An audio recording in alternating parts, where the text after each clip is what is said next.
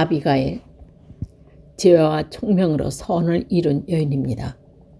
아비가일은 다윗의 둘째 부인으로서 구약에 등장하는 가장 슬기로운 여인 중에 하나로 평가되는 여인입니다.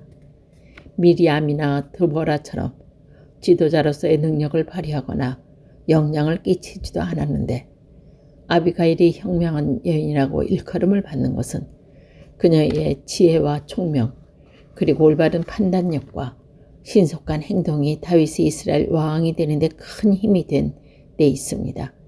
철두철미하게 남자들의 의지대로 움직여야 했기에 수동적인 자세를 결코 벗어날 수 없었던 것이 여자들의 운명이었음에도 불구하고 아비가일이 어떻게 다윗이란 민족의 지도자의 삶에 영향을 끼칠 수 있었는가 하는 것은 그녀가 다윗과 만나는 경우를 살펴보면 알 수 있습니다. 아비가일은 마온에 살던 갈렙 사람 나발의 아내였습니다. 나발은 그 지방 최대의 부자로서 3,000마리 양과 1,000마리 염소를 소유하고 있었습니다. 그러나 그는 완고하고 악한 사람이었습니다. 이에 반해 아비가일은 아름답고 총명한 여인이었습니다. 이런 사실로 판단하건대 나발이 부를 축적할 수 있었음은 아내가 슬기롭게 재산을 관리했기 때문이라고 생각됩니다. 어느 날 다윗이 10명의 부하들을 나발에게 보내어 약간의 양식을 공급해 줄 것을 요청합니다. 이때 다윗은 미갈의 집을 탈출한 후 여러 곳을 전전긍긍하고 다니다 바란 광야에 살고 있었는데 양식이 부족하여 나발에게 도움을 청한 것입니다. 다윗이 나발에게서 곡식 지원을 요청한 것은 그의 부하들이 도둑들로부터 나발의 일꾼들을 보호하는데 여러 형태로 도움을 주고 있었기 때문입니다. 때마침 양털을 깎은 시절이었기에 나발의 집에는 일꾼들을 위한 많은 곡식이 추측되어 있어 나발로서 아무 어려움 없이 다윗의 궁핍함을 타개해 줄 수 있었습니다. 나발은 다윗을 겸손하면서도 가한곡한 청을 즉석에서 거절합니다. 그것도 다윗의 체면을 세워주며 정중한 것도 아니라 다윗의 자존심을 심히 상하게 하는 무례한 발언을 서슴지 않으면서 말입니다. 즉 나발은 다윗이 누구며 이새는 누구냐 라는 조롱과 몇 시의 말로부터 시작하여 내가 왜 주인을 떠나 방황하는 자에게 소중한 양식을 주겠느냐고 다윗의 아픈 곳을 건드리며 그를 극도로 모욕한 것입니다.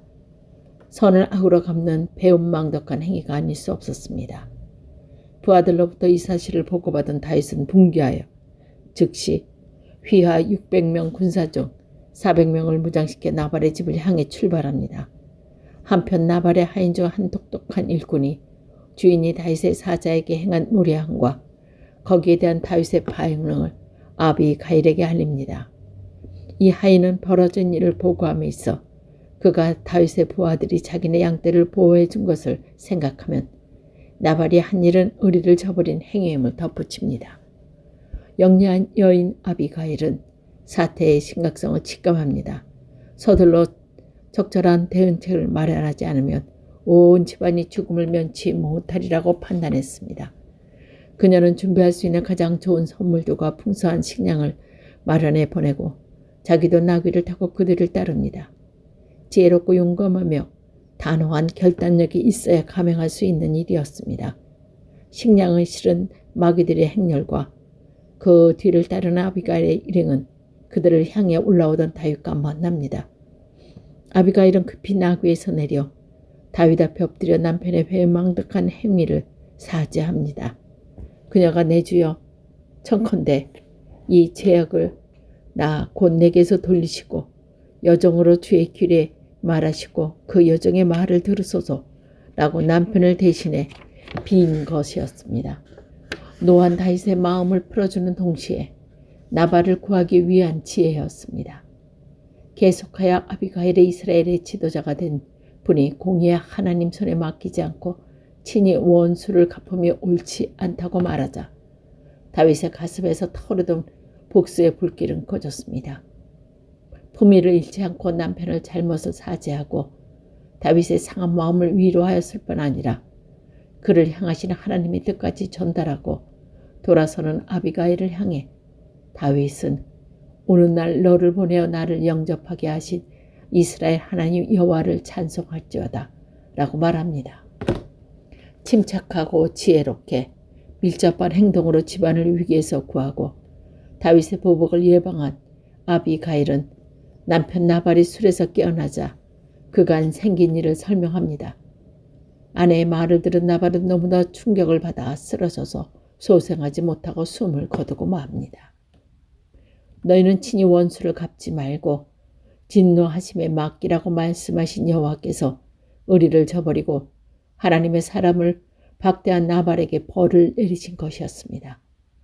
나발이 죽었다는 소식을 들은 다윗은 사람을 보내어 아비가일에게 결혼해 줄 것을 요청합니다.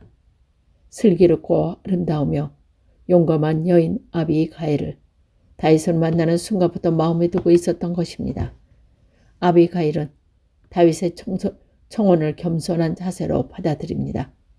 그녀가 다윗의 아내가 된 후의 생활에 대해선 다윗의 블레셋 땅 시글락에서 망명 생활할 때 아멜렉의 포로가 되었다 구출되었다는 것 외에는 기록이 없습니다.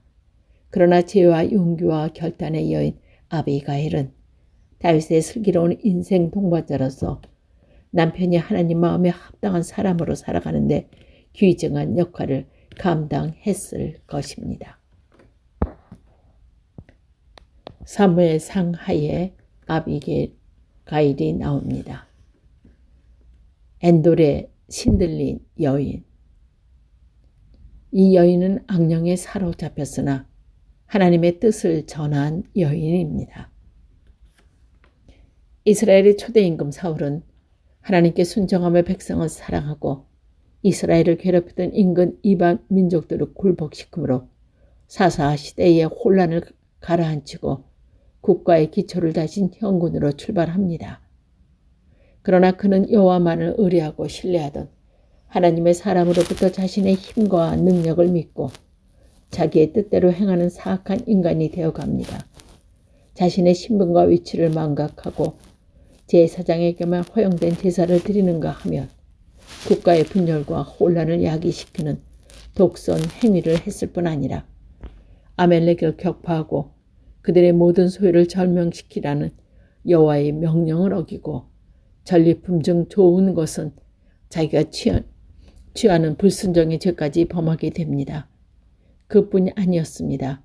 무적의 적장 골리앗을 여호와의 이름으로 물리침으로 백성들의 인기가 높아지는 다윗을 제거하기 위해 수단 방법을 가리지 않았으며 다윗을 보호하려는 제사장들까지 살해하는 엄청난 죄악을 저지르자 백성들은 물론 그의 아들 요나단까지도 실망하고 분노합니다. 이처럼 사울이 지도자로서의 자세를 잃고 여호와의 종으로서 이 자격을 상실하자 하나님은 그를 이스라엘 왕으로 삼은 것을 후회하시고 사울로부터 등을 돌리십니다. 이때부터 사울의 인생은 사양길로 들어서게 됩니다. 백성의 신뢰와 존경을 잃고 하나님의 의에 버림받은 민족의 지도자들에게 찾아오는 필연적인 운명의 길이 사울 앞에 펼쳐진 것입니다. 이때 숙적 블레셋이 국력을 총동원하여 이스라엘로 쳐들어옵니다. 소규모의 침략이 아닌 이번에야말로 끝장을 보자는 결단이 담긴 전면 공격이었습니다. 신하들이 반대로 실현되지는 않았지만 블레셋 아기스 왕은 당시 사울을 피해 그의 보호 밑에 망명 생활을 하고 있던 다윗을 이 전투에参가시켜 사울과 대결시킬 계획이었습니다. 이런 상황 하에서 사울은 블레셋과 싸우기 위해 길보아 산에 진을 쳤지만 어마어마한 적군의 형세를 보고 두렵고 떨려 전해를 상실합니다. 그는 간절한 마음으로 하나님을 찾습니다. 그를 택해 왕으로 삼으시고 그에게 승리를 주시던 하나님의 인도하심을 받기 위해서였습니다. 그러나 하나님은 사울의 간구에 대답하지 않으십니다.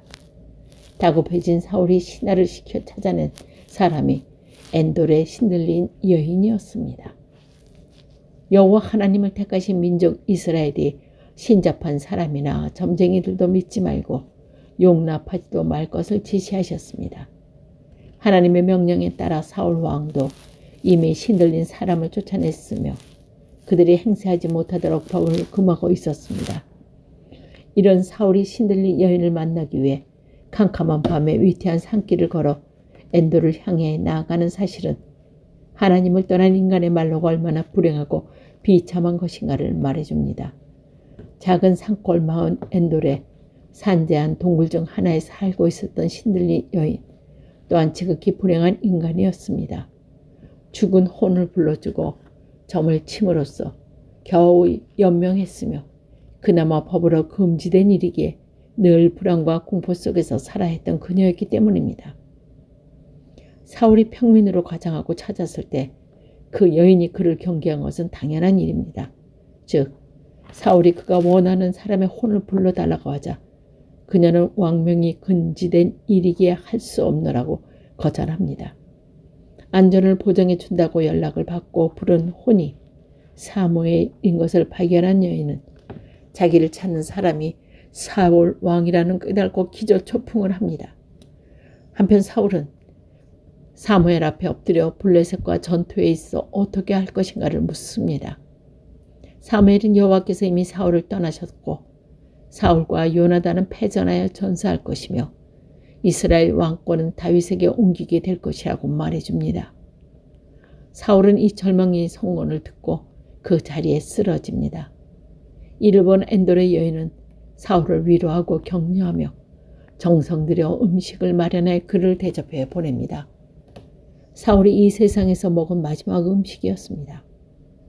사울의 혼이 악령에 사로잡힌 엔돌의 여인에 의해 불려온 성서의 기록은 아직까지 논쟁의 대상이 되어 있습니다. 사무엘의 혼이 사울에게 나타난 것은 신들린 여인의 부름에 의한 것이 아니라 여호와의 부름에 응한 것이라고 생각하는 이도 있고 그 여인에 의해 지하에서 올라온 것을 다른 사람이 혼령인데 사무엘을 찾고 있던 사울에겐 사무엘로 보였다고 풀이하는 일도 있습니다.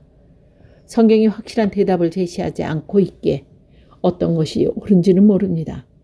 그러나 한 가지 확실한 것은 하나님께서 신들린 여인을 사용하셔서 그에게 죄를 범한 사울에게 내린 형벌을 알려주셨다는 사실입니다.